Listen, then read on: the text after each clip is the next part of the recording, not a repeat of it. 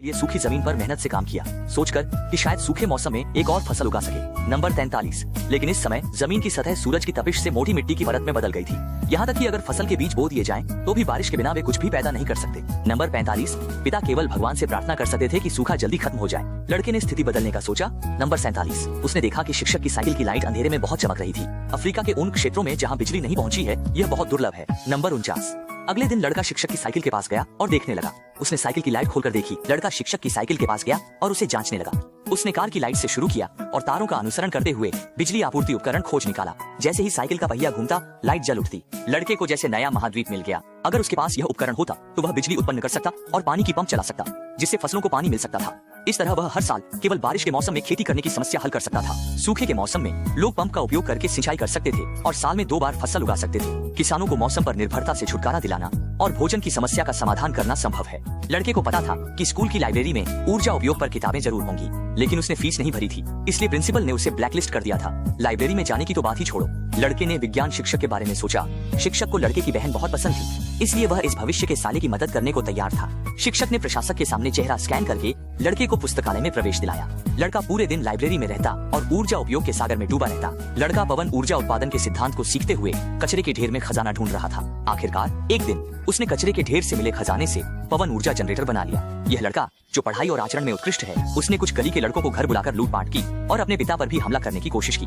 असल में लड़का अपने पिता की प्रिय साइकिल को तोड़कर फसलों के लिए पानी की आपूर्ति करने वाले पवन ऊर्जा सिस्टम को बनाना चाहता था, लेकिन उसके पिता ने मना कर दिया। इस साल बाढ़ के बाद सूखा पड़ा और अकाल ने पूरे देश को घेर लिया। गांव में कई परिवार भूख से मर गए हैं क्योंकि वहाँ खाने की कमी हो गई है। लड़का इस स्थिति को बदलना चाहता था और पवन ऊर्जा का उपयोग करके पानी की पंप को चलाना चाहता था, ताकि सूखे के मौसम में भी फसलों को पानी मिल सके और सदियों से चली आ रही इस समस्या को हल किया जा सके। एक साल में 2 बार फसल उगाने का लक्ष्य। कुछ दिन पहले लड़का अपनी बहन से मदद मांगने गया। असल में विज्ञान शिक्षक उसकी बड़ी बहन का प्रेमी है। लड़के ने अपनी बहन से शिक्षक से जनरेटर उधार लेने को कहा। जनरेटर मिलते ही लड़का अपने सीखे हुए ज्ञान का उपयोग करके इस बंजर भूमि पर पवन ऊर्जा प्रणाली बना सकता था।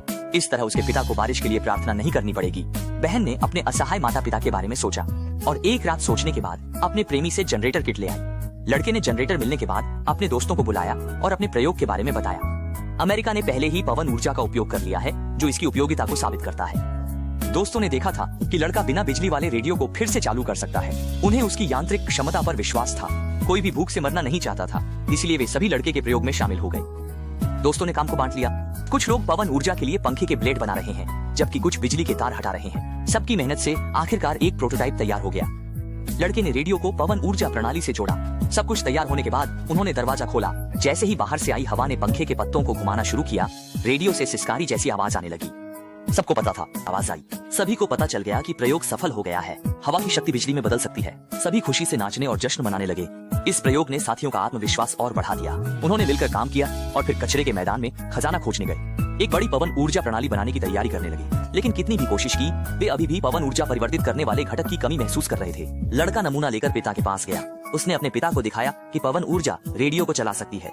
उसने अपने पिता को बताया कि वह बिजली से पंप चलाकर फसलों को पानी देना चाहता है। फिर उसने अपने पिता से कहा कि उसे उनकी प्यारी साइकिल को खोलना पड़ेगा। पिता इस निराशाजनक भूमि पर मेहनत करते रहे। उन्होंने लड़के की इस अजीबोगरीब सोच को सुना और तुरंत गुस्से में आ गए। लड़के को जमीन पर धकेल दिया, फिर लड़के के प्रयोग के नमूने को नष्ट कर दिया। गाँव में हर दिन कोई न कोई मरता था, यहाँ तक कि लड़के का प्यारा कुत्ता दाहुआंग भी भूख से मर गया, क्योंकि उसे खाने को कुछ नहीं मिला। माँ ने पिता से कहा कि उन्होंने सब कुछ खो दिया है, केवल भूख ही बची है। गांव में बहुत से लोग भूख से मर चुके हैं। अगर लोग मर गए तो सब कुछ खत्म हो जाएगा। साइकिल रखने का क्या फायदा? माँ की बातों ने पिता को जागरूक कर दिया। उन्होंने अपने बेटे को ढूंढा और उससे मर्दों की बातें की। वह चाहते थे कि उनका बेटा जिम्मेदार और कर्तव्यनिष्ठ बने और सीखी जानकारी से विलुप्त होते गाँव को बचाए। बेटे की सोच को गहराई से समझने के बाद पिता ने बेटे के सपने को पूरा करने का दृढ़ निश्चय किया। उन्होंने अपनी प्यारी साइकिल दे दी। फिर उन्होंने साधनों की कमी के बावजूद अपने लोगों को इकट्ठा किया और पुरुषों को पवन ऊर्जा प्रणाली का ढांचा बनाने के लिए बुलाया। लड़का ढांचे पर चढ़ गया और सभी तारों को जोड़ दिया। पंखे के ब्लेड को लगातार घूमते देख सभी चमत्कार की उम्मीद करने लगे। जैसे ही पानी का पंप काम करने लगा, पाइपों से जल्दी ही दुर्लभ पानी निकलने लगा।